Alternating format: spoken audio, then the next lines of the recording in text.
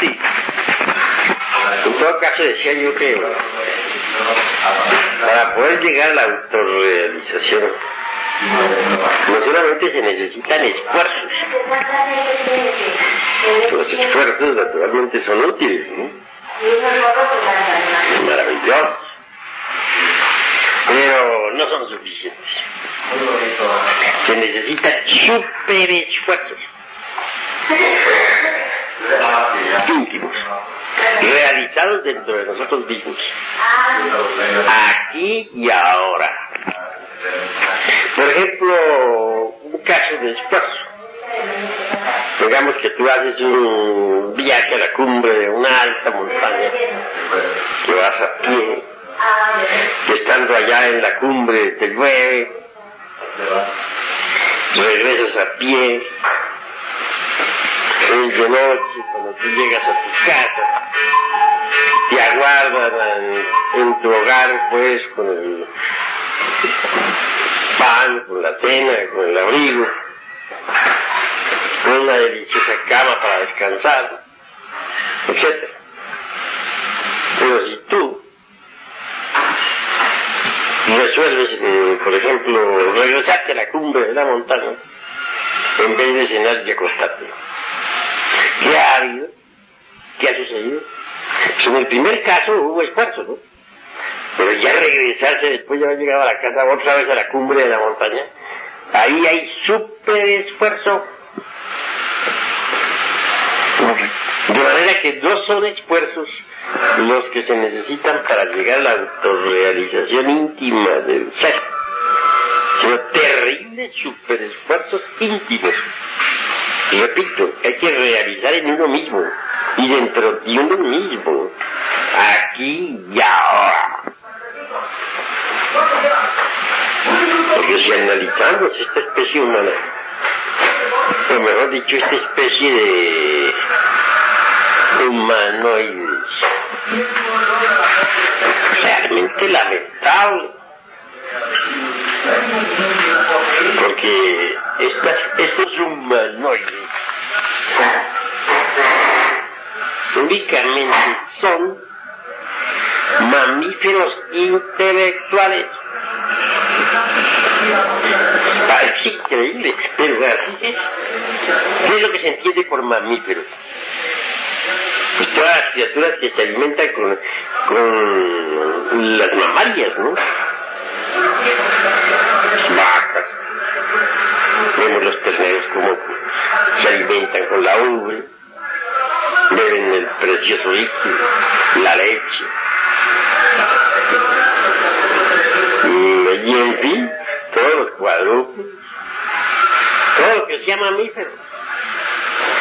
En cuanto a los bípedos tricerebrados o tricentrados, equivocadamente llamados hombres, son únicamente mamíferos intelectuales o mamíferos racionales. Es una verdad muy cruda, verdaderamente, ¿no? Es la verdad. Si negamos que somos mamíferos intelectuales, cometeríamos un gravísimo error. Porque resulta que todos nosotros nos hemos formado entre un vientre materno y nos hemos alimentado con los pechos de nuestra madre, ¿vale? Es decir, hemos necesitado mamar, por lo tanto somos mamíferos. Entonces, obvio, negarlo sería absurdo. Claro. Mamíferos racionales.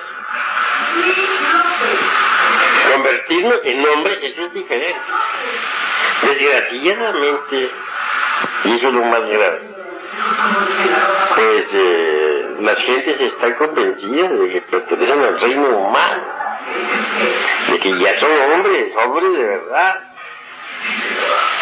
Y es ahí la gran equivocación. Eso de ser hombres es una palabra muy grande. Ese es un sombrero muy grande que le queda a los humanoides.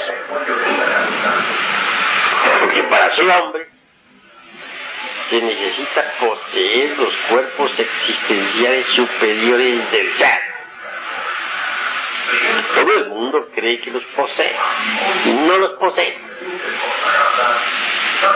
Si miramos, por ejemplo, el estado en que se encuentran los humanoides, nos damos cuenta que tienen, primero que todo, un cuerpo planetario. Yo entiendo por cuerpo planetario el cuerpo físico, el cuerpo que usamos para vivir en el planeta Tierra. Tal cuerpo indudablemente posee un asiento vital, un fondo vital,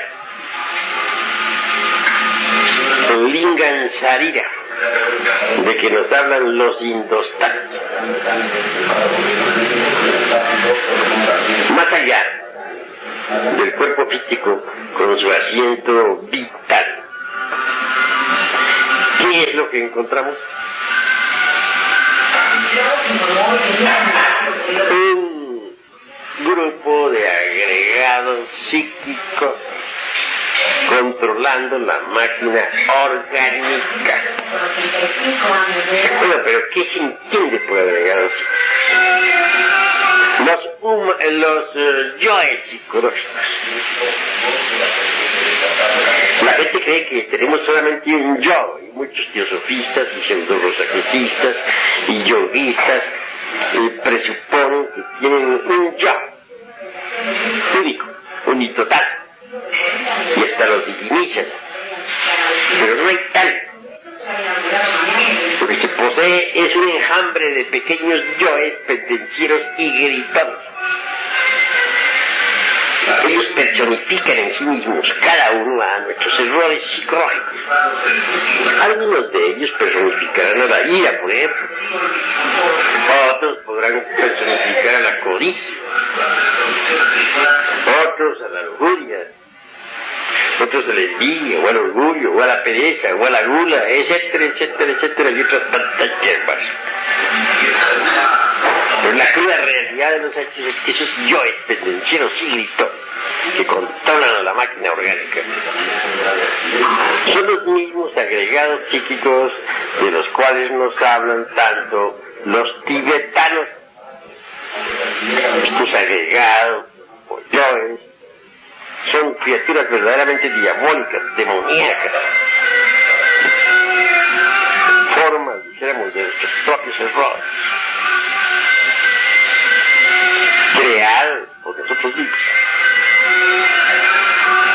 Lo más grave es que dentro de esos agregados está embutida la conciencia. Obviamente esta en sí misma se encuentra dormida, dijéramos condicionada por sus propios funcionalismos de tipo tenebroso.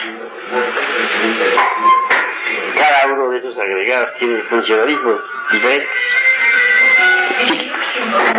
La conciencia allí ya está condicionada por ese tipo de funcionalismo. Llega la hora de la muerte. ¿Qué es lo que continúa? Un montón de diablos.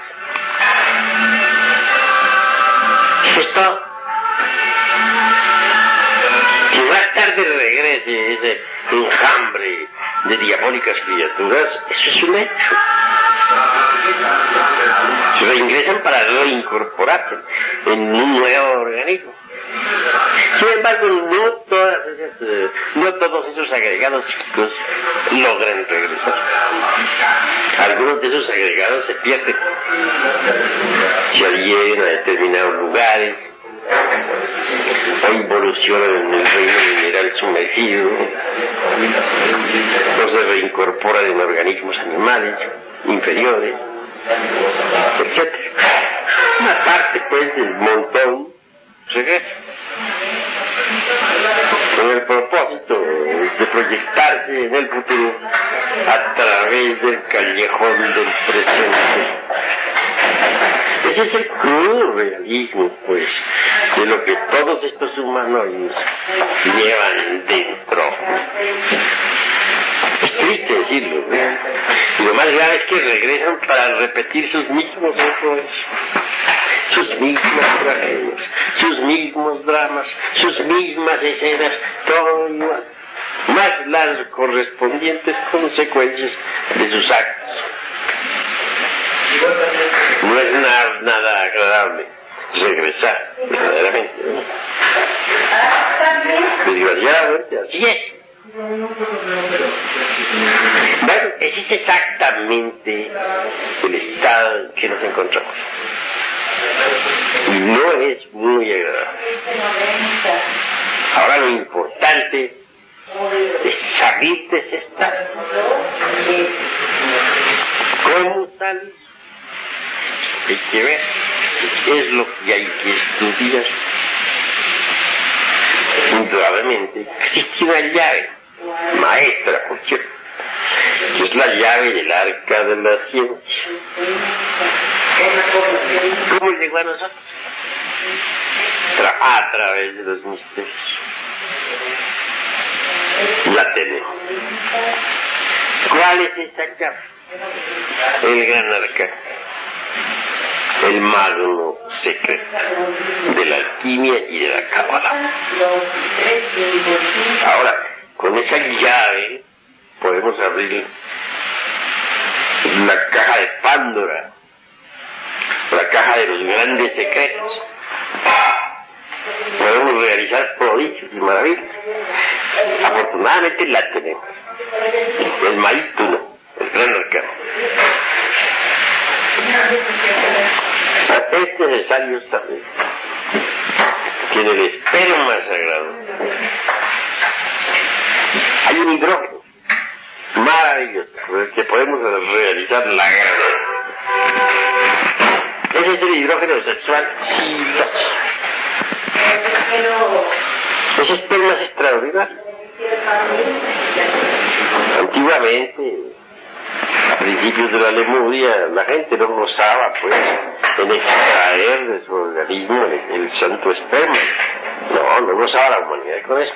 Desgraciadamente, conforme la humanidad se fue degenerando, empezó a sentir placer en sacarle o extraer de su organismo, dijéramos, el esperma sagrado. Y a medida que ese vicio se fue propagando, la humanidad se volvió cada vez más perversa. Ahora, fabricar los cuerpos existenciales del hombre es necesario para poder tener una individualidad sagrada. Mediante la transmutación de ese esperma sagrado, podemos elaborar el cuerpo astral y llegar a tener un cuerpo astral. No todo el mundo lo tiene, pero podemos llegar a tenerlo mediante la transmutación del esperma sagrado. Llega el momento en que el hidrógeno sexual, Psi-12, cristaliza en la forma del cuerpo astral. Mediante la transformación de ese esperma en energía, llega el instante en que el hidrógeno sexual, Psi-12, cristaliza en la forma del cuerpo mental. Mediante la transmutación de ese esperma sagrado en energía, llega el momento en que el hidrógeno sexual Psi-12 se cristaliza en la forma del cuerpo de la voluntad consciente. Cuando uno ya posee tales cuerpos, entonces puede encarnar al alma y convertirse en hombre verdadero, un hombre auténtico, legítimo. Un hombre así, al desencarnar, se lo encuentra uno con su personalidad muy viva en el mundo astral. También se lo encuentra uno en el mundo mental con un cuerpo mental o en el causal. Es un hombre de verdad, un hombre inmortal. Pero, y ahí es donde está el pero más grande. Si uno fabrica esos cuerpos, se convierte en un hombre verdadero, pero no elimina los agregados psíquicos de que te estaba hablando hace un instante. Es decir, si uno no tiene la paciencia de eliminar sus propios defectos psicológicos, sus propios errores, si no se resuelve a desintegrar ciertamente esos agregados inhumanos, eso que hace de nosotros simples mamíferos racionales, pues entonces fracasa en la gran obra del Padre. Se convierte en Hanasmussen con doble centro de gravedad, en un aborto de la madre cósmica. Eliminar esos agregados es pues indispensable. No basta con crear los cuerpos existenciales superiores, etc. Hay que eliminar también los agregados psíquicos, es decir, nuestros propios defectos, nuestros propios errores. ¿Cómo elimina uno esos agregados psíquicos? Pues apelando a la misma energía creadora, porque así como la energía sexual sirve para crear, también sirve para destruir. Con esa energía podemos destruir, desintegrar completamente los defectos psicológicos. ¿En qué forma podríamos hacer? ¿O cómo haríamos? ¿Cuál sería la técnica, la didáctica? Pues durante el Maituna ruega uno a la Madre Divina Kundalini que elimine tal o cual error psicológico que uno ya comprendió a fondo. Claro, primero debe comprenderlo antes de eliminarlo. Se hace necesario que cuando uno descubra que tiene tal o cual error, tal o cual defecto, se medite profundamente en el defecto hasta entenderlo de verdad, hacerse consciente de su origen, de dónde viene, cómo fue que consiguió ese defecto, etcétera, etcétera, etcétera. Ya que uno lo ha comprendido, elimínelo. Repito, la eliminación puede hacerse claramente en la forja de los ciclos de Sion. Durante el Sahaja Maituna se ruega en tales instantes a la Divina Madre Kundalini que elimine, que desintegre el error que ya hemos comprendido, y ella así lo hace.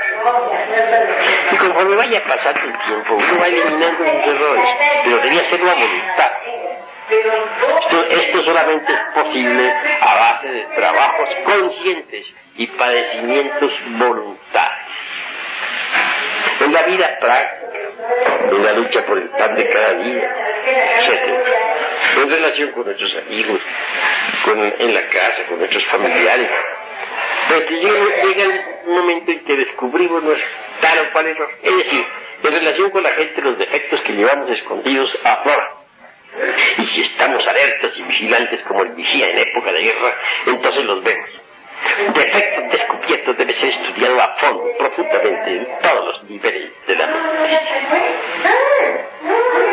Eso es claro. Una vez que lo ha descubierto, uno hay que trabajar, meditar para entenderlo, para comprenderlo. Y después viene lo mejor, la eliminación. Primero comprender y luego eliminar. Y así va uno muriendo de instante en instante. De manera pues que son dos trabajitos que hay que hacer. Por un lado hay que crear los cuerpos existenciales superiores del ser para volverse hombre, para entrar en el reino de los seres humanos, para dejar de ser un simple mamífero intelectual. Lo segundo, hay que eliminar lo que tenemos de animal, todos nuestros errores, todos nuestros defectos, todas nuestras barbaridades. Y tercero, nos toca levantar bien la antorcha bien en alto para enseñar el camino a otros, sacrificarnos por los demás. Tenemos que aprender a amar a nuestros semejantes, porque si solamente nos preocupamos por nosotros mismos y no hacemos nada en favor de nuestros semejantes, egoístas seríamos. Y el egoísta avanza en una forma exageradamente lenta. Si queremos precipitar el avance, no debemos ser egoístas. Debemos lanzarnos a luchar por nuestros semejantes, a trabajar por ellos, ya en lo espiritual, ya en lo social, económico, etc. Trabajar por ellos. Eso es básico, indispensable, urgente, inaplazable. Por eso fue que dijo el que quiera venir en pos de mí, niéguese a sí mismo, tome su cruz y siga. Negarse a sí mismo implica la muerte del yo. Tomar la cruz es trabajar en la forja de los cíclopes para lograr uno la autorrealización íntima, para fabricar los vehículos existenciales superiores del ser, etc. Y sacrificarse por la humanidad es amor. Son los tres factores de la revolución de la conciencia. Eso es para llegar a gozar de una completa iluminación, una absoluta iluminación. Se necesita haber erradicado de nuestra naturaleza íntima todos los elementos inhumanos que cargamos dentro. Todo eso que pertenece al mamífero racional. Mientras uno tenga esos defectos inhumanos, No es posible que sea un verdadero iluminado. Por este camino que te estoy, o que les estoy diciendo a ustedes, se alcanza la maestría. Pero una cosa es alcanzar la maestría y otra cosa es haber llegado a la perfección en la maestría. Es diferente. No le puede perfecto que tenga las perfecciones de un maestro perfecto. Es decir, cuando uno ya se convierte en hombre, y es cuando ha fabricado los cuerpos existenciales superiores del ser. De hecho, también se convierte en maestro. Pero de allí a la perfección en la maestría hay 9 grados. Muy difíciles y más amargos que el hiel. Ahora, llegar uno a gran elegido y maestro perfecto es la aspiración máxima. Maestro perfecto, ya de por sí es extraordinario, pero un gran elegido es solamente el que ya logró la cristalización absoluta de todas las 3 fuerzas primarias de la naturaleza dentro de sí mismo, en su propio organismo. Ese es el gran elegido. Bueno, ahora pregunten ustedes, pregunten. ¿Será el maestro habrá una gran oportunidad a comprender a fondo la muerte del ego animal, hablar sobre los Hanamusa, de los 4 clases de Hanamusa, porque ya hemos comprendido que a través de esa comprensión de las 4 clases de Hanamusa comprenden a fondo el yo, todos sus aspectos. Bueno, indudablemente un individuo que se ha dado el lujo de crearse los cuerpos existenciales del ser, es necesario eliminar lo que no pertenece al hombre.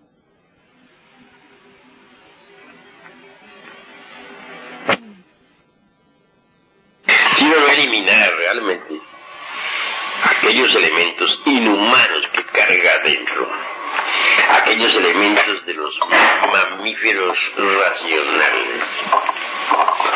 Pues es claro que se convertiría en un aborto de la madre cósmica, en un Hanasmusen con doble centro de gravedad.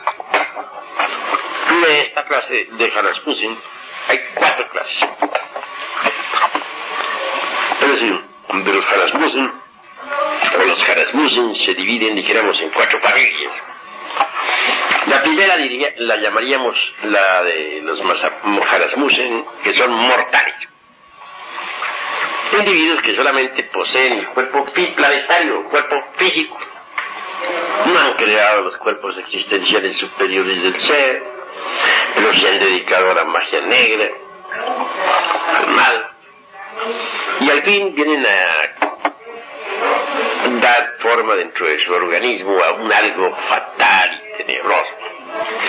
Y hace de ellos verdaderos Hanasmusen. Afortunadamente, con la muerte, ese algo fatal se disipa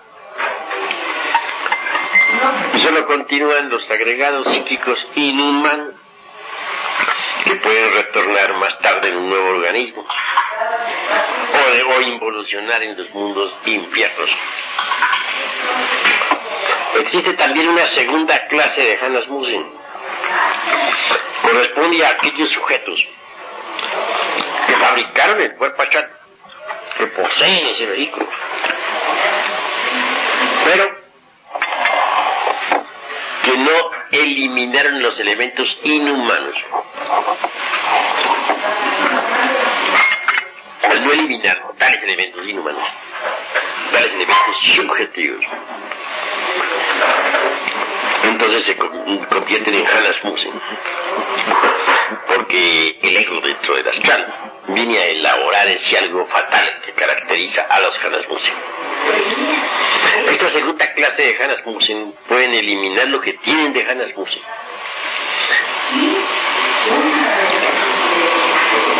Voluntariamente, si así se lo proponen.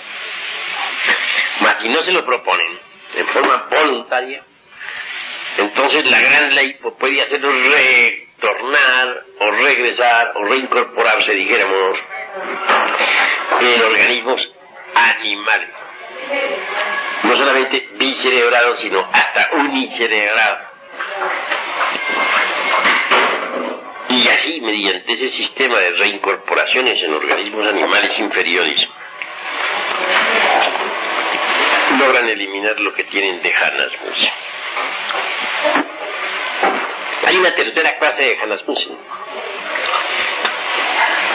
Sujetos que crearon los cuerpos existenciales superiores del ser, que se convirtieron en hombres, que poseen un cuerpo astral auténtico, legítimo, un vehículo mental verdadero, y además el cuerpo causal, o cuerpo de la voluntad consciente. Bueno, si ellos no eliminan los elementos inhumanos, no solo no logran entonces la perfecta iluminación, la real sabiduría, sino que para colmo de colmos se convierten en Hanasmussen, porque el ego, los elementos inhumanos, vienen a crear en su interior ese algo fatal que caracteriza a los Hanasmussen. No les queda más salida a esta clase de gentes, sino trabajar por sí mismos. Y a base de trabajos, dijéramos, conscientes y deliberados, y de sufrimientos voluntarios, eliminar lo que tienen de Hanasmussen. De lo contrario, no les quedará más remedio que descender a la involución sumergida de los mundos infiernos. Bajar por los escalones, dijéramos, animéricos, vegetales y mineraloides, hasta lograr la muerte segunda. Lograda, entonces la esencia saldrá a la luz del sol, a la superficie, para reiniciar una nueva evolución que habrá de empezar desde el mineral en adelante, hacia arriba. Bien, ese es desgraciadamente el caso de ese tercer tipo de Hanasmussen.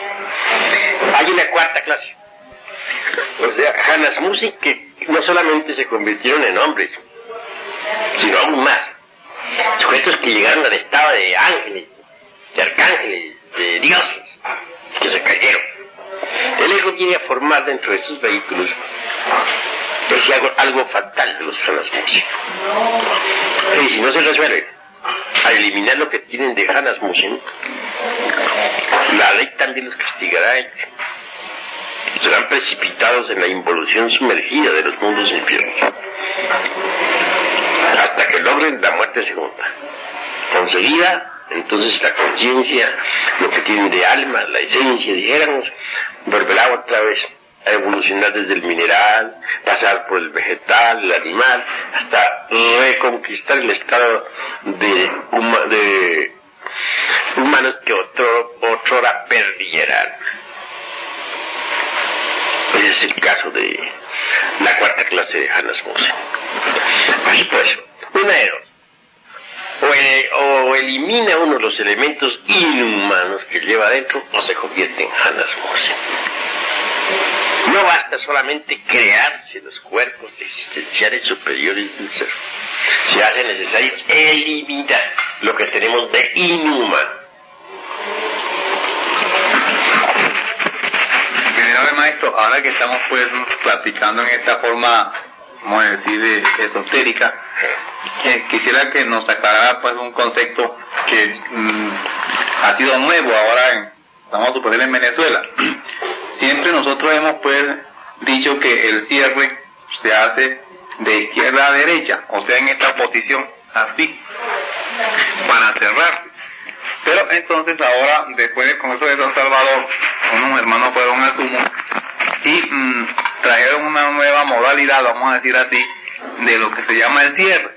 Entonces ya no lo hacen en esta forma como siempre lo hemos hecho, sino que lo hacen así, en esta forma al revés para nosotros pues. Y como yo vi pues que en la pasada reunión que tuvimos usted hizo el cierre como comúnmente lo hemos hecho siempre, o sea en esta forma, quisiera pues que nos aclarara para nosotros allá en Venezuela ese concepto de cierre al revés. Bueno, ante todo, mi estimable hermano Ramón Antonio Rodríguez, aquí ante Aladino Leontés Villatoro Constantino, en plática de sobremesa, que entre paréntesis voy a tomar un poquitín más de café. No sé por qué le han dado los hermanos gnósticos el nombre de cierre a la cruz dentro del circo. No sé de dónde han sacado eso de cierre, si esto no es para cerrar a nadie. Con esto no se cierra a nadie. El símbolo de la cruz dentro del círculo es un símbolo perfectamente esotérico que nada tiene que ver con el cierre. La cruz con sus dos palos, uno vertical y otro horizontal, nos está hablando de algo que es completamente sexual. Ya sabemos que el palo vertical es masculino, que el palo horizontal es femenino, que del cruce de ambos se halla la clave de todo poder. El Ventura, claro está.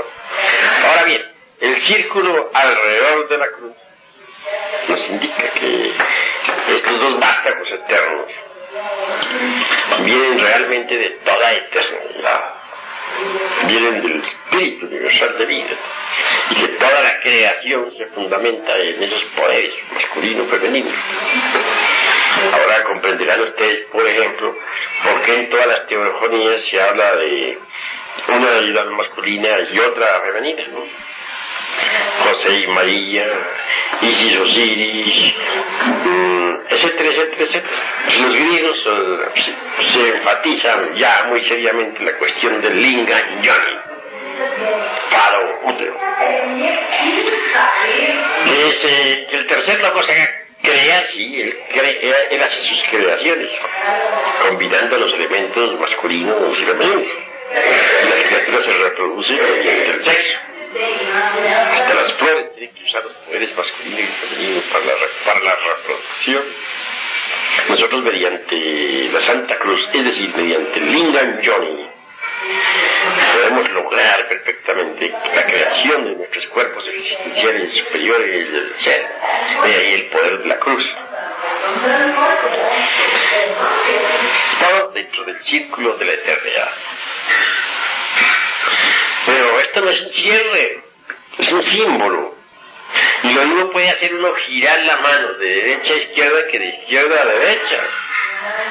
No sé por qué los hermanos le dan tanta importancia a eso de mover la mano de derecha a izquierda o de izquierda a derecha. Que cada cual lo haga como quiera, como le provoque hacerlo. Porque no es un cierre, es un símbolo. Nada más. ¿Entendido? Sí, cómo no. Lo que pasa es que esta palabra de cierre viene precisamente de su libro Logos Mantan Teuria, donde usted recomendaba precisamente eso, ¿no?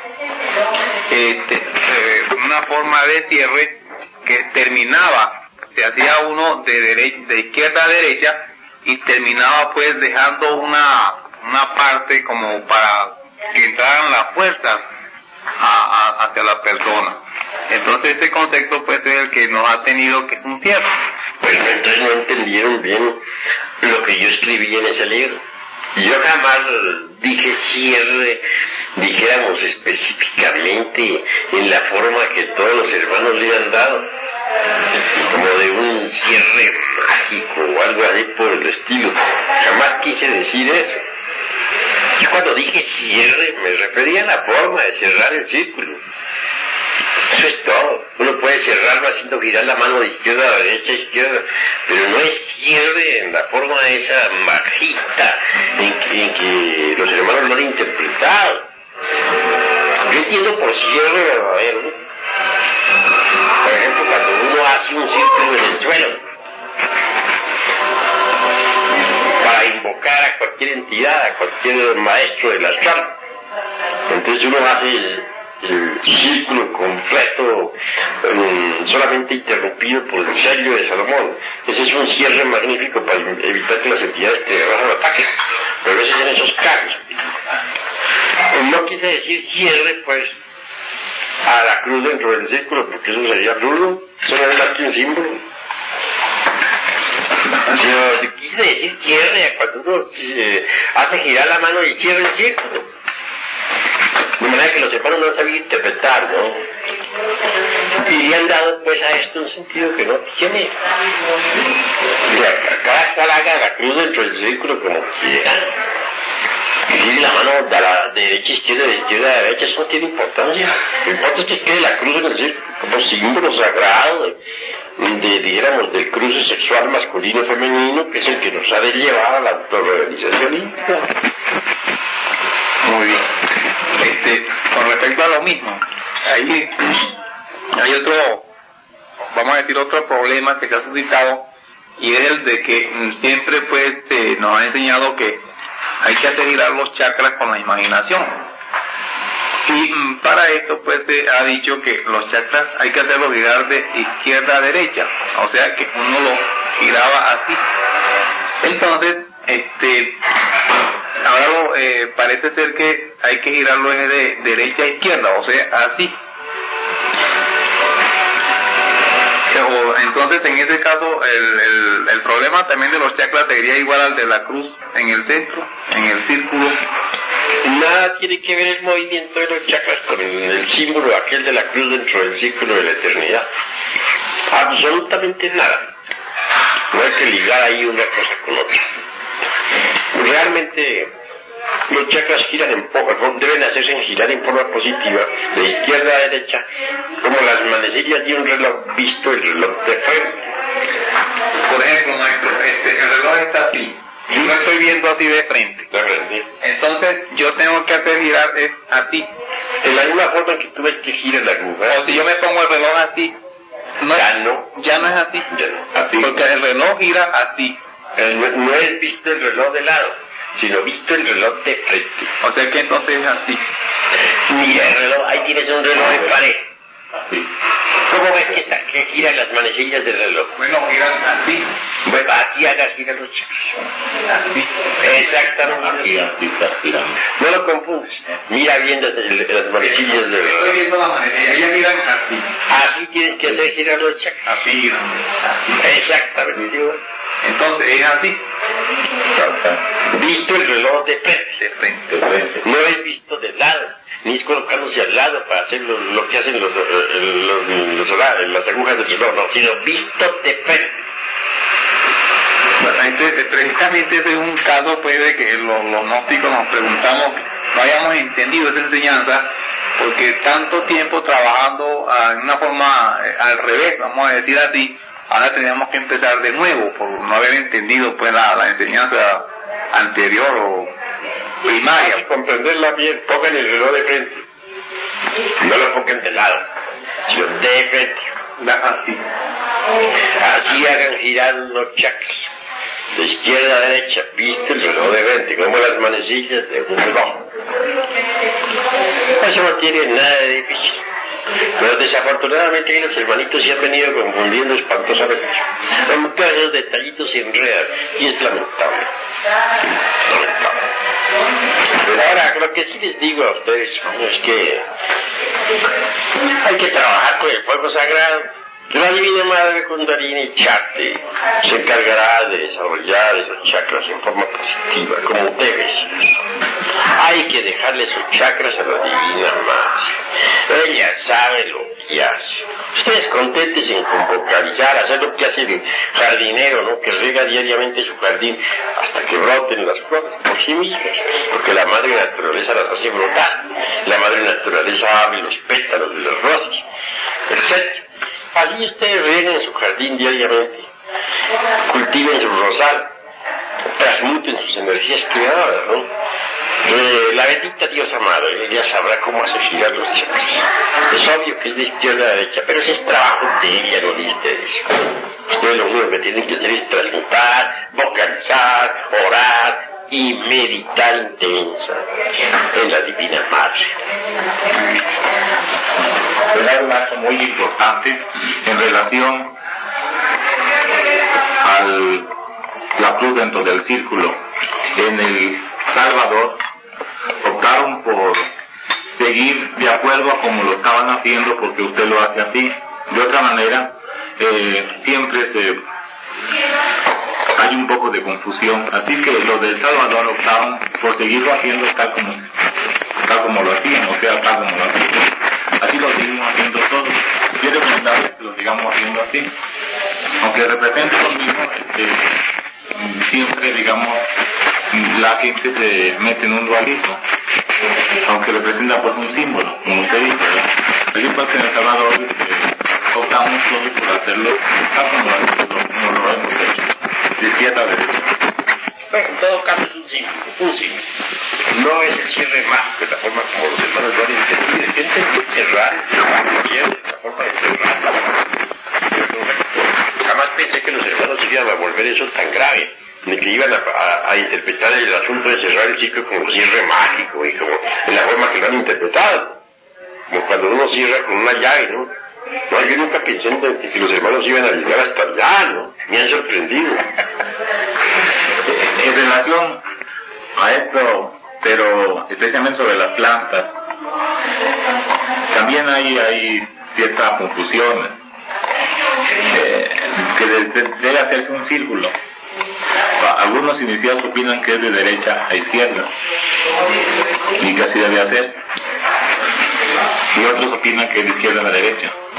¿Es necesario que se haga el círculo o que solo se bendiga la planta? Se puede hacer el círculo perfectamente alrededor de la planta y bendecirla, y que cada cual la haga girando de izquierda a derecha o de derecha a izquierda, como quiera, pero que haga el círculo. Que no se enreden en esos detallitos. Por enredarse en eso pierden lo mejor. Yo no sé por qué los hermanos, sobre todo los de Sudamérica, se enredan tanto en eso. Ya, lo que importa es trabajar con el fuego, que ya la Madre Divina ya se encargará de poner orden en todo el organismo y orden en los chakras. Eso es lo importante. También se ha dicho en Sudamérica, ordenarle al maestro, que el trabajo con el fuego, o sea, las 5 grandes iniciaciones, ahora que han estudiado su libro Tres Montañas, dicen algunos iniciados que lo toman como misterios menores, y los 9 grados de perfección en la maestría son los misterios mayores. ¿Qué opina usted de esto? Yo en mi libro Las Tres Montañas no hablé sobre los misterios menores. Hablé sobre las 3 montañas. La primera montaña es la de la iniciación. Pero hablé de iniciaciones de misterios mayores. Yo no hablé de las iniciaciones de misterios menores. Porque las 9 iniciaciones de misterios menores son el kinder. Pertenece a los discípulos a prueba, no a los discípulos aceptados. Y como las 3 montañas son fundamentales, hablé pues de los discípulos aceptados. Ahora, la segunda montaña pues pertenece a la resurrección. Allí están los 9 grados que conducen a la perfección en la maestría. Es obvio que en la primera montaña se alcanza la maestría, cuando uno llega a la cumbre, a la cima. En la segunda montaña se alcanza la perfección en la maestría. Y en la tercera se alcanza el grado de gran elegido. Gran elegido y maestro perfecto es pues la máxima aspiración de todo adepto. ¿Qué más me ibas a decir? Quedó bien aclarado el punto, porque nosotros lo habíamos entendido como usted dice. Usted habla de las 9 grandes iniciaciones de misterios mayores y luego todo el proceso especial, ¿no?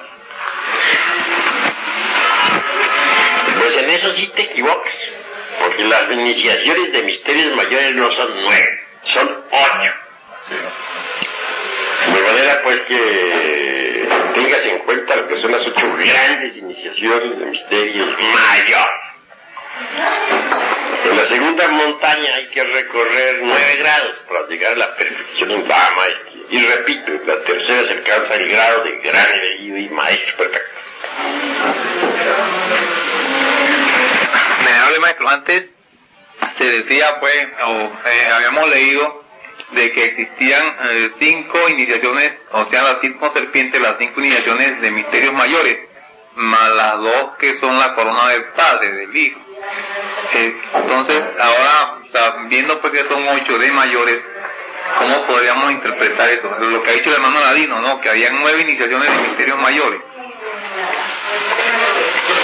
Antes, en tiempos en que empezábamos a escribir las obras, por equivocación dijimos que había 9 iniciaciones de misterios mayores. Pero ahora hemos rectificado ese error en nuestro nuevo libro titulado Las 3 montañas. De manera que no son 9, son 8. Muy bien. Aclarada fue la situación. De mayor. Sí, 8 de mayor, no 9. Porque ahora quedamos pues que son 8.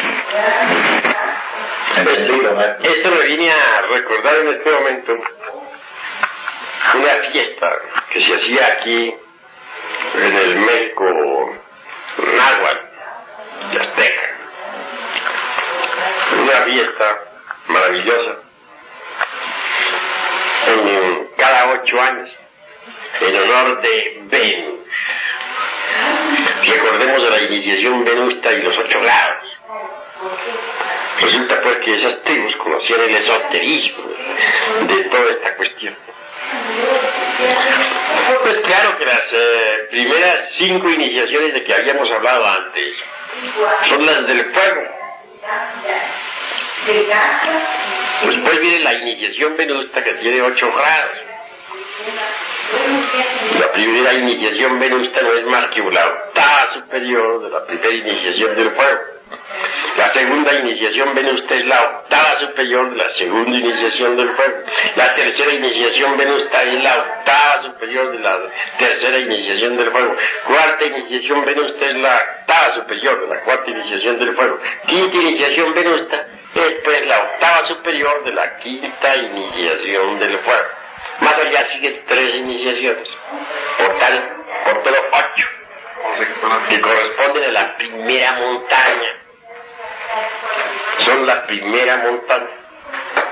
La segunda montaña tiene que hacer el trabajo con la Luna, con Mercurio, con Venus, con el Sol, Marte, Júpiter, Saturno, Urano, Neptuno,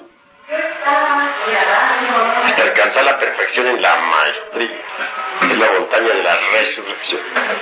Y la tercera montaña es la de la ascensión, hasta hacer cristalizar en uno al segundo y primer lado y ser recibida hasta la estrella atómica interior que siempre nos ha sonreído.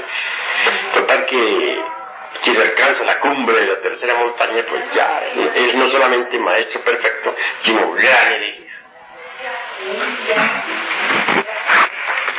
General maestro, antes usted ha dicho que teníamos que eliminar a los 3 traidores de Irán Abif. Ahora dice usted en su libro titulado 3 montañas que tenemos que eliminar a las 3 furias y que eso es únicamente para maestros. O sea, que el trabajo de eliminar a los 3 traidores, pues las 3 furias es para maestros, o también se refiere a todo el estudiantado gnóstico. Bueno, eso de las 3 furias o de los 3 traidores, eso es lo mismo. Son distintas palabras para decir lo mismo. El demonio del deseo, el demonio de la mente y el demonio de la mala voluntad. En cuanto al demonio del deseo, pues es el Judas, íntimo, interno, que cada uno carga adentro. El demonio de la mente es el Pilates particular de cada cual, que siempre se lava las manos, que siempre se justifica, que nunca tiene la culpa, que busque evasivas, que se siente justo, etcétera, etcétera, etcétera. Y en cuanto al tercer traidor, indudablemente es el de la mala voluntad, el tercero, ¿no? Caifás. Estos 3 traidores, Judas, Pilatos y Caifás, están representados por las 3 furias del clasicismo antiguo. Claro que estos 3 traidores de Irán Abif hay que desintegrarlos en la esfera lunar. Quienes quieren alcanzar el estado angélico deben desintegrarlos en los mundos infiernos de la esfera lunar. Entiendo que los discípulos, los aspirantes, los principiantes, pues realmente todavía están muy lejos de poder desintegrar a los tres claridades. Eso es para gente que ya alcanzó la maestría.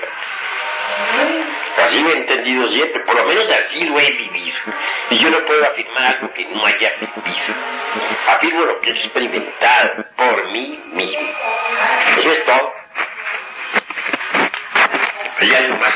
Bueno, venerable maestro, viene ahora pues una pequeña, una pregunta pues relacionada a un, vamos a decir, un gran hombre nacido aquí en México, que fue pues un gran socialista en el campo y que repartió las tierras a los mexicanos y que en vida se llamó pues Emiliano Zapata.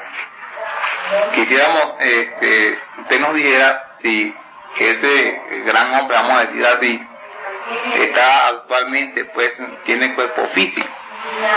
Bueno, en este preciso instante Emiliano Zapata está desencarnado, todavía no tiene cuerpo físico.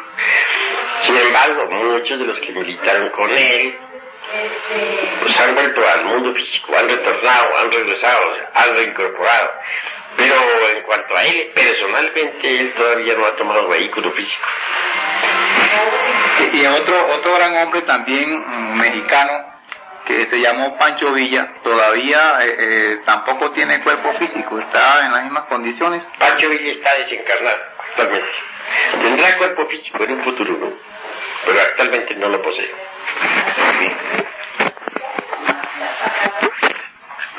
General maestro, estos temas son muy importantes. Nosotros en Venezuela siempre tenemos mucha inquietud por saber sobre Simón Bolívar. Quisiéramos preguntarle si Simón Bolívar ha regresado, si tiene cuerpo físico o está desencarnado. Bueno, en cuanto a Bolívar, es bastante interesante, porque tiene un rayo que lo llamaríamos liberador. Pues claro que todo iniciado tarde o temprano necesita ese rayo para eliminar, digamos, con tal rayo algunos elementos, digamos, atómicos inferiores, elementos inhumanos, etc. Pero propiamente dicho, Bolívar, la personalidad que conocemos como tal, o el alma que estuvo en esa personalidad, todavía no ha regresado. Se espera que regrese, que retorne, que se reincorpore en un nuevo organismo. Venerable maestro, usted me decía, cuando yo estaba en labor misional en este hermano país de Venezuela, que muchos átomos libertadores volverían a trabajar y que ahora la revolución sería de otro tipo, de tipo espiritual, de tipo social, y que muchos de esos átomos trabajarían pues por la gran causa, ¿no? Por el triunfo de la nueva era del Acuarios. Sin embargo, hemos visto que muchos de esos átomos han vuelto y que necesitan hacer más conciencia de esa labor. ¿Qué puede usted decir sobre esos átomos? Si podrán en esta época saber quiénes son ellos y podrán cumplir con esa labor que se les ha encomendado. ¿Te refieres al caso específico tuyo? De Venezuela. De Venezuela. A los átomos libertadores de Venezuela. No el caso específico. Bueno, ya te estoy entendiendo, pues. Sí. Indudablemente que esos átomos libertadores están activos, vibran en todo el espacio, en toda la atmósfera. Y especialmente vienen a impregnar a aquellas mentes de ciertos elementos, ciertos individuos que tienen misión que cumplir. Los átomos libertadores pugnan por manifestarse a cada instante. No hay duda de que en Venezuela se manifestarán con mucha fuerza. Sobre todo lo vemos en el Postla. Allí los átomos libertadores quieren hacerse presentes, quieren inundar todas las mentes. No hay duda de que el Postla, con los átomos libertadores, puede hacer una gran obra, que la hará.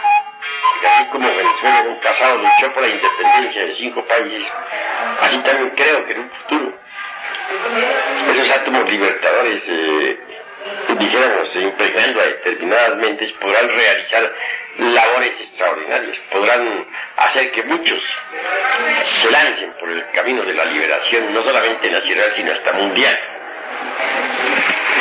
Verdad, maestro, ahora que estamos hablando pues de esos átomos, ¿usted recomendaría algún ejercicio especial para que una persona, cada quien individualmente, busque atraer esos átomos hacia sí y poder darle la oportunidad de desarrollarse? Sí, nosotros podemos atraer esos átomos a nuestra constitución interna mediante el altruismo, mediante el trabajo desinteresado en favor de nuestros semejantes, luchando por los demás. Así esos átomos vienen a impregnarnos radicalmente, a transformarnos. Pueden hacer de nosotros, de cada uno de nosotros, un verdadero líder, un verdadero paladín de la gran causa. Pero si queremos atraerlos, es necesario amar la libertad, amar a nuestros semejantes, trabajar desinteresadamente por todos los seres humanos. Así es como podemos atraerlos. Verán, maestro, nosotros, en lo que se refiere a nosotros, pues siempre hemos sentido un gran aprecio por este hermano país de Venezuela. Como átomos, ¿tenemos alguna relación, digamos, a esta labor en Venezuela, en relación a otros tiempos que cuando hemos cumplido la labor desde la Atlántida, etcétera? Bueno, más bien creo que esto corresponde a una pregunta íntima, específica tuya. Es claro que tú en un pasado de Atlántida cumpliste misión, ¿no? Ahora has vuelto a cumplir misión. Estuviste en Venezuela, hiciste alguna labor en ese país. Está bien, todo lo que se haga en favor de nuestros semejantes es magnífico, ¿no? Que en Venezuela existe actualmente un anhelo de liberación, eso es cierto. Ese país está muy impregnado por los átomos libertadores. Como quiera que las gentes allí le rinden culto a Simón Bolívar, atraen, jalan esas fuerzas liberadoras. Por eso se espera mucho de Venezuela. No hay duda de que ese gran país puede lanzarse a una lucha gigantesca por el bien de la humanidad. Ese es mi concepto. Verán, maestro, ¿qué opina de algunas sectas que invocan a Simón Bolívar? Ya que nosotros sabemos que el alma tiene sus átomos muy valiosos, muy importantes, ¿no? Pero otras gentes invocan a Simón Bolívar. ¿Qué opina usted de eso? Bueno, depende del tipo de sectas, ¿no? Se habla simplemente de sectas espíritas o cosas así por el estilo, pues francamente tendría que decirles a ustedes que son demasiado subjetivas esas sectas, porque a través de los medios pueden expresarse sencillamente entidades tenebrosas, entidades, digamos, que pueden suplantar a la persona de Bolívar, decir que son Bolívar y no lo son. Pues en el mundo astral inferior pululan multitud de larvas y entidades inferiores que pueden tomar el cuerpo de un medium y presentarse como libertadores, como Simón Bolívares, ¿no? Hay que tener mucho cuidado con eso. Realmente, solamente en los mundos superiores de conciencia cósmica es posible ponerse en contacto con Bolívar, pero para ello hay que despertar la conciencia. De lo contrario es imposible. Estuvo muy bien esa pregunta del hermano Aladino, ya que viene a mi mente una pregunta también con respecto a usted, venerable maestro. En Maracaibo hubo un caso de una niña que una señora pues se incorporó,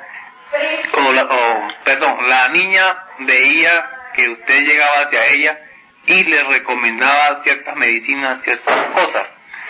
Entonces, creo que se le escribió para esta época pidiéndole aclarara pues si en realidad era su real ser quien se presentaba. Entonces quisiéramos ver si es posible que también su real ser se presente en un caso de esta naturaleza.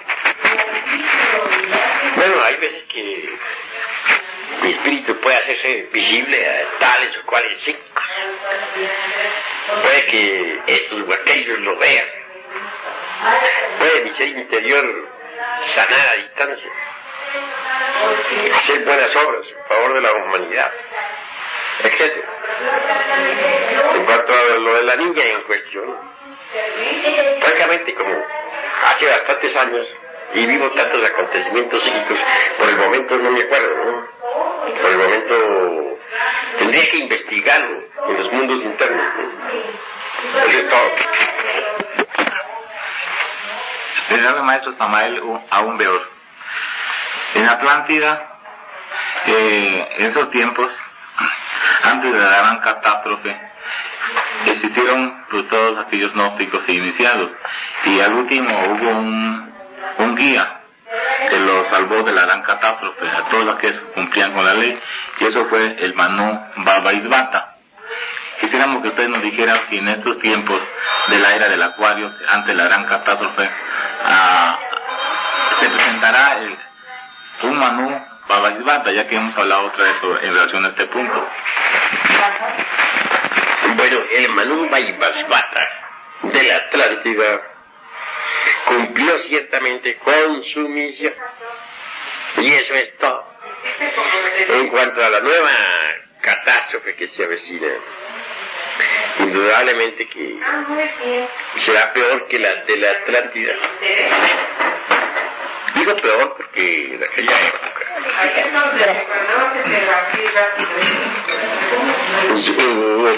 hubo ciertas posibilidades y muchos elementos humanos pudieron ser salvados. Ahora la cosa es más grave. El cataclismo que se avecina es de fuego. Habrá una colisión de mundos. Y obviamente la tierra toda arderá en fuego vivo. Los salvados tendrán que ser sacados del planeta Tierra y llevados a otros mundos. No será posible salvarse en este, puesto que todo el planeta va a arder en un gigantesco holocausto. Antes del choque se provocará el incendio. Choque de mundos. La Tierra chocará con otro planeta. Conforme aquel planeta se vaya acercando, pues los rayos provenientes del mismo afectarán al planeta Tierra. Cuando se acerque demasiado, obviamente arderá, explotará todo el depósito de hidrógeno universal o mundial. Arderá pues la Tierra como una bola de fuego. Pero todas las obras que en ella están serán quemadas. Con la colisión se sellarán todas las catástrofes, todo el apocalipsis. Así pues, los que han de ser salvados tienen que ser conducidos por un nuevo Manú, pero fuera del planeta Tierra. Si se me preguntara cuál es ese nuevo Manú, tendría que decirles con toda la franqueza que está aquí adentro de este que está hablando. Que entonces utilice otro vehículo, es cierto. Ese otro vehículo lo tengo, no necesito conseguirlo actualmente en ninguna matriz. Lo poseo. Lo tengo muy vivo. Ese vehículo está escondido en un sarcófago bajo tierra, en el suelo de Egipto. Fue el cuerpo que poseí durante la dinastía del faraón Kefa. Ese cuerpo no está muerto, duerme, está en estado de catalepsia, con todas las funciones orgánicas en estado latente. De cuando en cuando lo uso. De cuando en cuando. No lo he dejado completamente abandonado. Estoy unido a tal cuerpo por el cordón de plata. Llegará el momento en que tendré que dejar este que actualmente poseo. Pero entonces continuará la gran obra de la segunda parte, o dijéramos, de esta gigantesca gran misión que me toca con el cuerpo egipcio. Y en relación con algunos otros hermanos, los que están en nuestra Tierra y también con algunos que están fuera de nuestra Tierra, extraterrestres, dijéramos. Trabajaremos para tratar de salvar a los selectos. Ellos serán llevados a ciertos planetas. Serán sacados secretamente.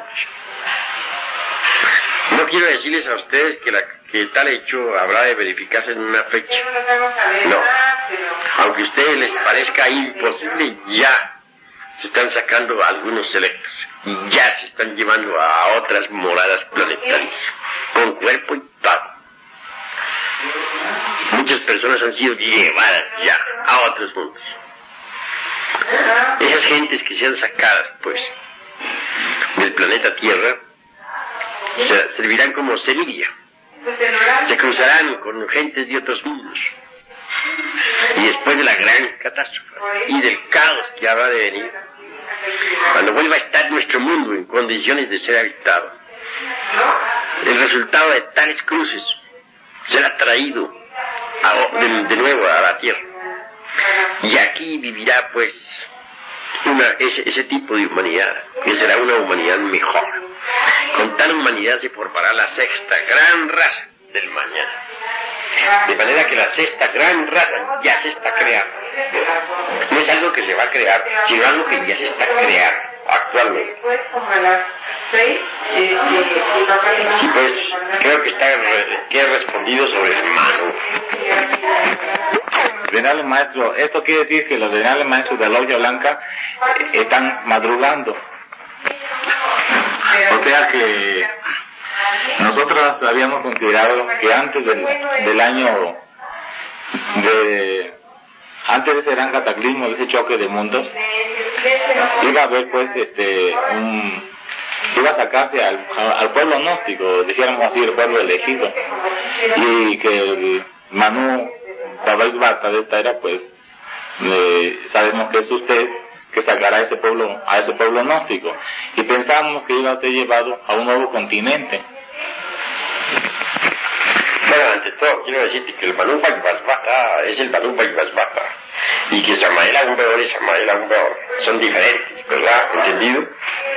Bien, en cuanto que las gentes vayan a ser llevadas a un nuevo continente, no es posible, porque como la Tierra va a chocar, repito, pues arderá en fuego vivo el día del gran acontecimiento. Así pues no es posible que alguien pueda salvarse en medio de las llamas. La población selecta tendrá que ser sacada, y sacada con mucho tiempo antes del cataclismo, pero a pesar de todo, y ya está comenzando a sacarse de aquí de la Tierra a gente selecta. Casos de personas que desaparecen de la noche a la mañana, no se sabe qué se hicieron, y es que son llevadas ya, transportadas a otros planetas. Esto se está sucediendo en toda la redondez de la Tierra.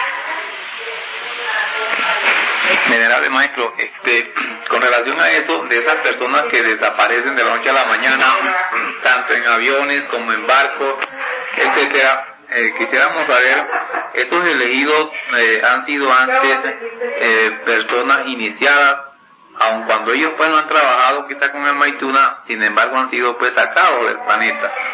¿Qué nos podría tratar al respecto? Pues algunos de ellos son iniciados, otros aunque no sean todavía iniciados, pero por lo menos son gente selecta, gente que da esperanza, semillas selectas. Lo que a la Blanca Hermandad le interesa es que las gentes no sean perversas, que la semilla sea realmente selecta, que sirva para los cruces, que repito, que se verifican en otros mundos, con gentes de otros mundos, de manera que la gente de la futura sexta gran raza, la que formará la Jerusalén celestial, indudablemente será gente cruzada con habitantes de otros mundos. Será una humanidad de tipo superior, ¿verdad? Correcto. Entonces quiere decir que, vamos a suponer, nosotros dentro del movimiento gnóstico vemos pues muchas personas que quizás no habremos terminado con nuestra perversidad interior, que todo gnóstico aspira pues a ser uno de esos elegidos. En este caso pues estas personas que no logremos eliminar ese aspecto, seríamos eliminados también de esa selección. Pues, incuestionablemente, aquellos que verdaderamente no estén marchando sinceramente por el camino del filo de la navaja, pues pueden ser eliminados de esa selección. Mas si están trabajando sinceramente, honradamente, pues no son eliminados. Porque cuando uno está trabajando, está trabajando. Y entonces se le tiene consideración y puede ser seleccionado, porque está trabajando.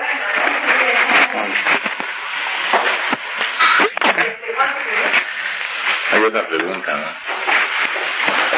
Maestro, usted nos había dicho a meses anteriores que habrá un momento en que usted será más activo en el movimiento gnóstico cristiano universal y que estará en todas partes, que irá a mundos, a planetas, traerá muestras de otros lugares, se lo presentará a los científicos.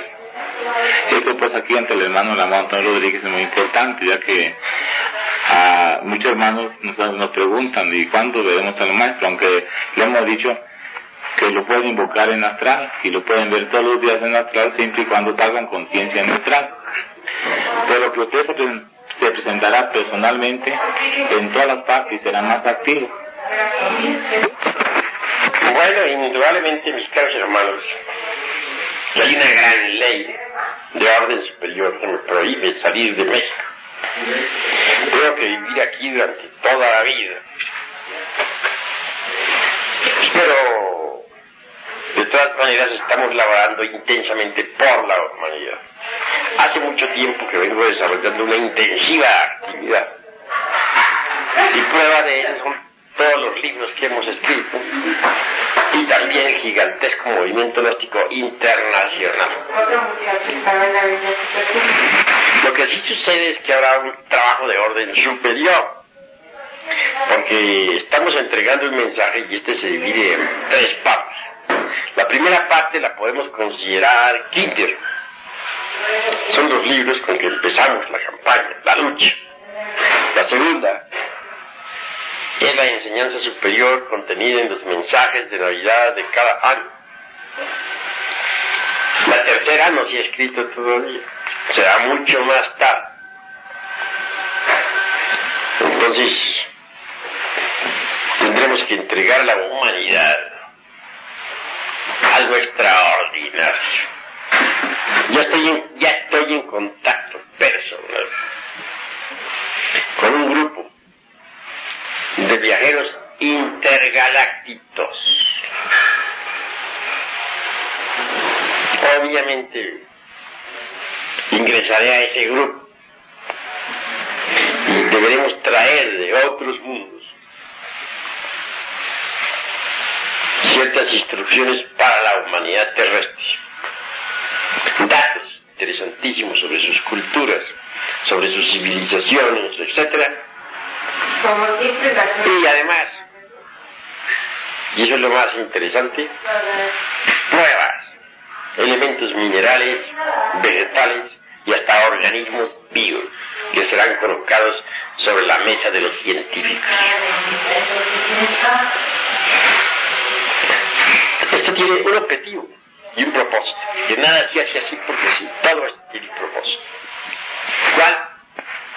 Hacer que las mentalidades de estos humanoides se dirijan hacia el cosmos, hacia el infinito, para atraer la radiación de otros mundos a la Tierra, para saturar a este planeta, para ayudarlo efectivamente con tales saturaciones.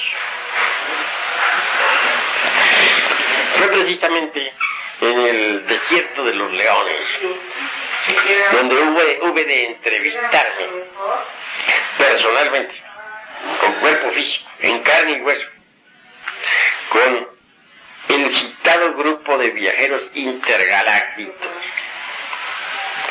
Ellos dejaron en órbita una nave nodriza y descendieron en una pequeña nave en un paraje del bosque.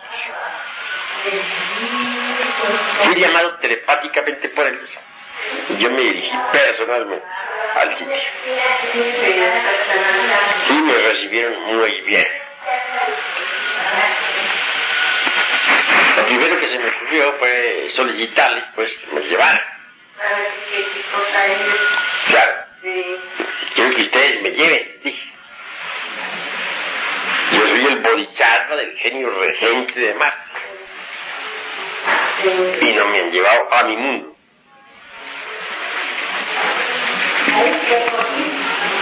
¿Dónde dice usted? Marte. Ese es allí nomás, respondió el capitán de la tripulación.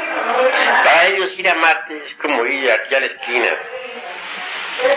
Hablando aquí en nuestro estilo mexicano diríamos como ir a Xochimilco. Les pareció que eran muy pocas mis pretensiones, que lo que yo solicitaba era una tontería. Así lo comprendí. Pero luego continué hablando.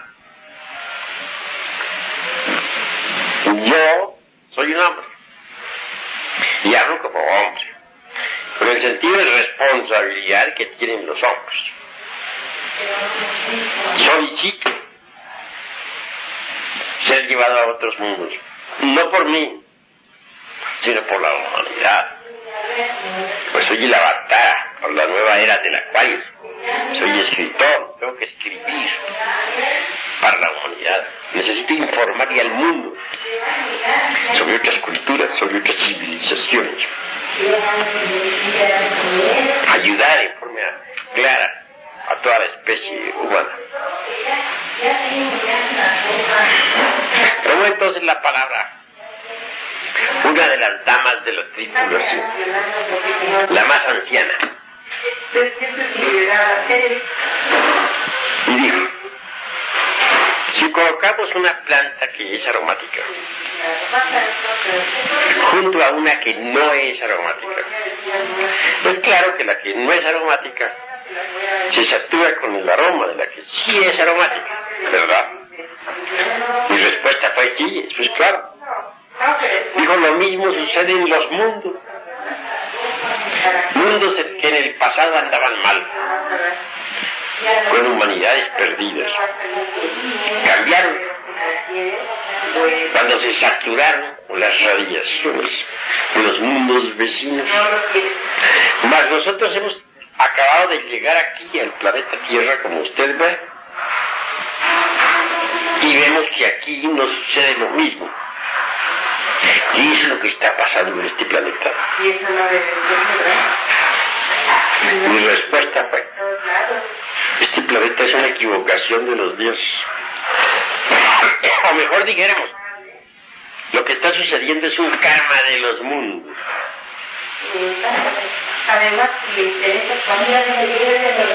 El capitán asintió. Toda la tripulación asintió. Las damas, con un movimiento de cabeza, asintieron, estuvieron de acuerdo con mis palabras. Volví a insistir y el capitán, después de todo, que me llevara, y hasta me agarré al trípode sobre el cual estaba posada la nave, una nave redonda, hermosísima.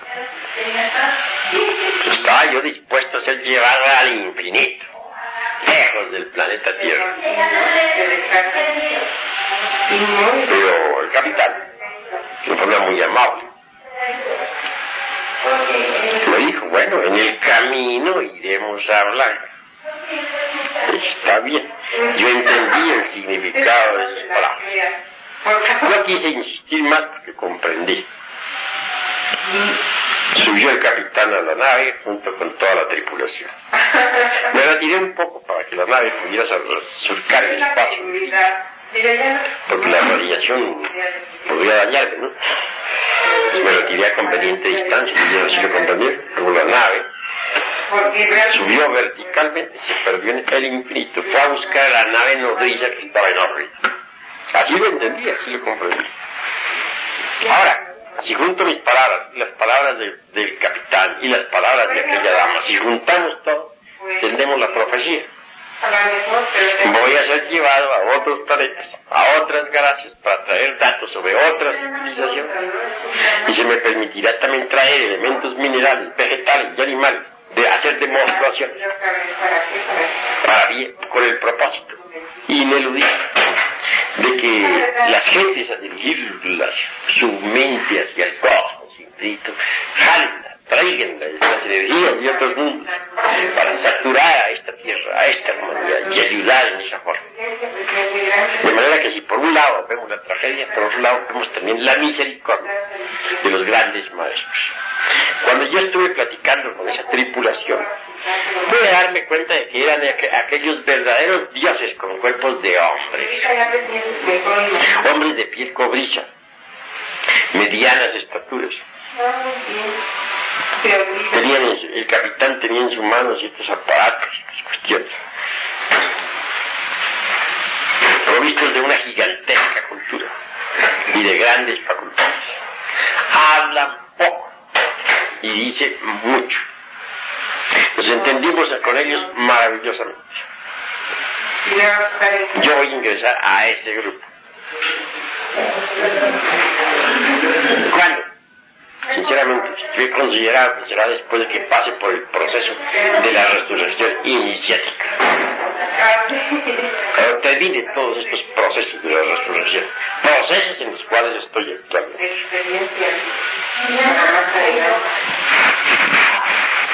Esa será la tercera parte del mensaje. La cultura que traigamos de otros mundos, acompañada de demostraciones. ¿Cómo les parece a ustedes esto? Bueno, magnífico, maravilloso, grandioso, maestro. Es grandioso porque realmente nosotros sentimos ese palpitar de los mundos a través de nuestro logo y a través de sus enseñanzas. Lo sentimos nosotros mismos como si nosotros estuviéramos viviendo parte de esa expedición o de esta cosa esotérica. Por eso sentimos que es grandioso, maestro. No nos queda más que hacer un gran cambio, que matar nuestros egos animales. Hemos comprendido obviamente que para que podamos ser todos seleccionados necesitamos un gran cambio. Obviamente estamos luchando por ese gran cambio. Aprovecho la oportunidad para saludar en forma muy fraternal y muy cariñosa a nuestros hermanos gnósticos venezolanos, que los recordamos bastante. Está bien, alegre que se acuerden de los hermanos venezolanos, que les envíen su saludo, pues. Sí, hombre. Magnífico. ¿Hay algo más que preguntar? Bueno, en realidad pues a través de nuestras conversaciones han habido cosas interesantísimas que no han podido ser grabadas por accidente, ya que no cargaba la grabadora cuando usted pues hablaba sobre esos temas. Uno de los temas bastante interesantes fue cuando asistí por primera vez y se hablaba sobre el dios caracol y el dios ¿cómo le llama? El dios Turuleco. Esa fue una enseñanza bastante interesante y que yo creo que no está especificada en ningún libro. No sé pues si sería posible hacer un pequeño relato sobre eso, si no es mucho tiempo. Bueno, eso sería una conferencia muy larga, sí, por cierto. Pero ahora solamente me limito a decirles a ustedes que el dios caracol es completamente lunar, es la senda lunar, el camino espiraloide que sigue toda la humanidad doliente. En cuanto al dios sol, es distinto, diferente. El dios sol implica la directa. De manera pues que hay dos líneas. La espiraloide